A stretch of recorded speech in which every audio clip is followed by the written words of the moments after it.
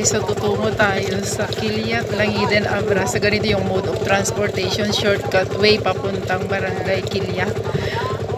So, ang tricycle, sinakay sa, yung tawag natin, balsa niya. Balsa.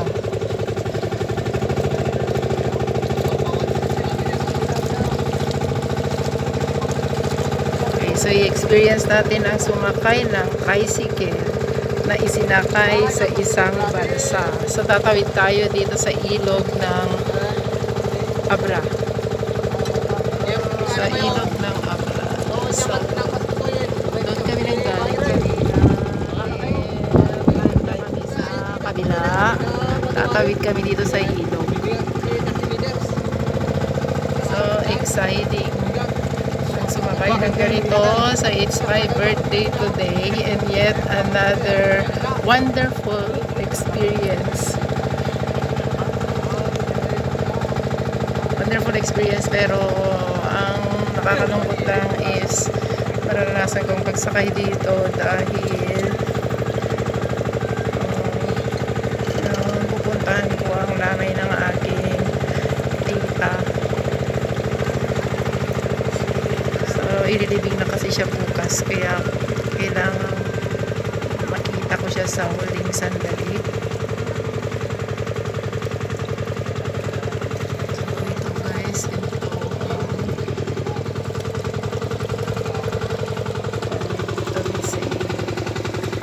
so ilang tricycle, one to isang motor, dalawang tricycle. Tapos tatawid tayo sa ito. So, bilib din ako dito. Nakakaiba. Pero sa totoo lang, medyo ninervous na rin ako. Excited na may kahalong nervyos. Siyempre, first time kong sumakay ng ganito. Saan dyan po yung balsa? Doon.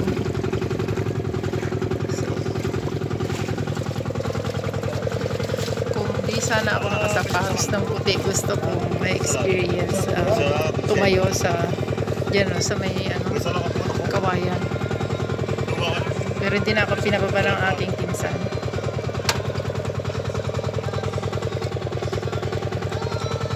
So meron pa nakaabang doon, isa, dalawa, tatlo. Tatawid din mamaya. Ay, titignan natin naman yung ilang minutes. Ilang minutes. Mula sa kabila patungo dito. So ilang years na ako hindi nagpunta dito. More than 20. Kasi yung huli is nung namatay yung lolo namin. Ay yung tatay ng tita kong namatay dito. So saka lang kami nakikita-kita kapag may namamatay. This is dapat sana pagbuhay pang tao doon magkikita-kita, pero dahil sa busy nga ang buhay ng tao, so madalang lang kung magkikita-kita, not unless ganitong sitwasyon na. Okay, so yung isa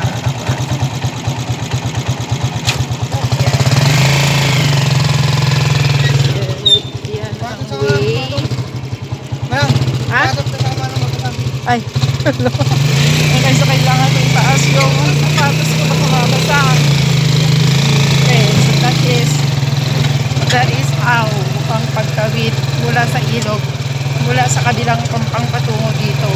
Then, tutungo tayo sa kanilang barangay. So, dati hindi kasi dito yung daanan, nasa ibang bayan, dun sa Iligan, pero walang doon, tao lang ang itinatawid.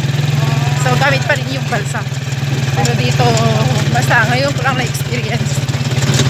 Oo, maglalakad ka mula sa gilid ng ilog hanggang sa makarating sa barangay, pero dito kakaiba rin, no? So ibig sabihin meron na rin pagbabago. So meron na mga tricycle, mga motor, para hindi na tayo maglalakad sa pag pagpunta sa lugar nila.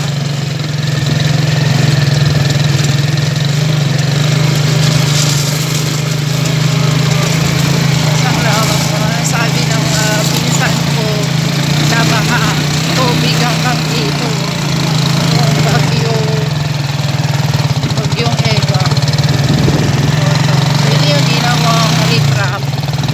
So imagine, pinanggalingan natin mula sa Bangged, doon yung dinaanan, nandun na yung Barcelo, umakyat dito sa recap, then dito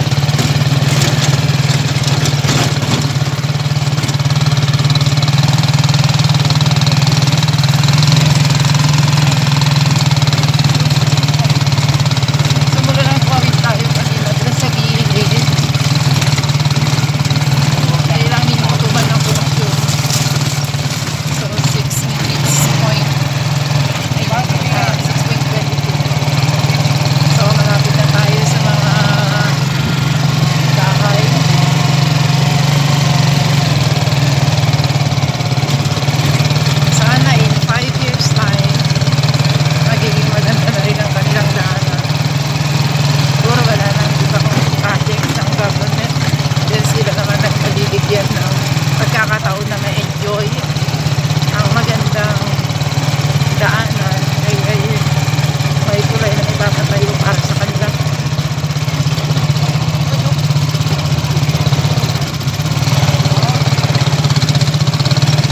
So dito banda, so dito natin sementado na rin.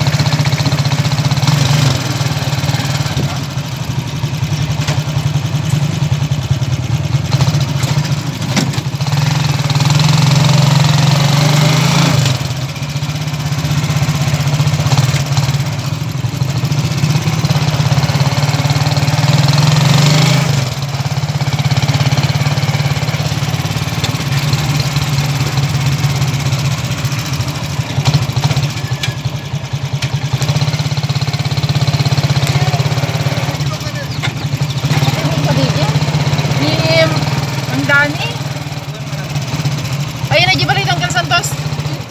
Sinita? Ay, di itinaglan dyan. Maulawa pa dyan. Ayun, di kaya. Yan ba dadasanilin tata? Dadasanilin? Ay, ako na kaya nagtatrabaho na di Manila.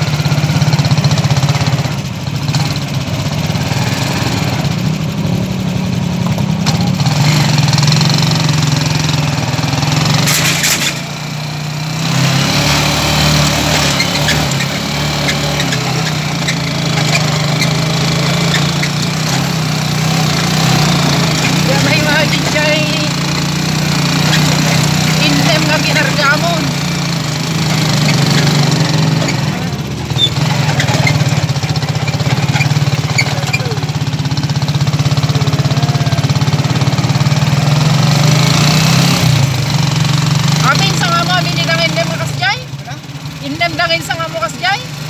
Pero di na banda ah. No, po Diyos ko, di makakaasi ka nga nag-drive eh.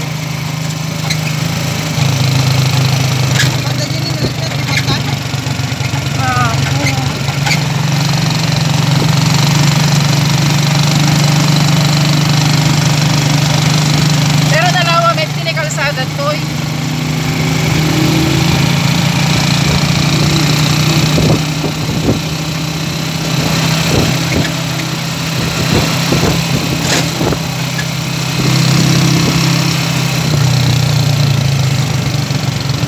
Pag-asa lang yun, nag-connector dito, Ilocos or Abra Road niya. Nag-connector to, na may ato giant.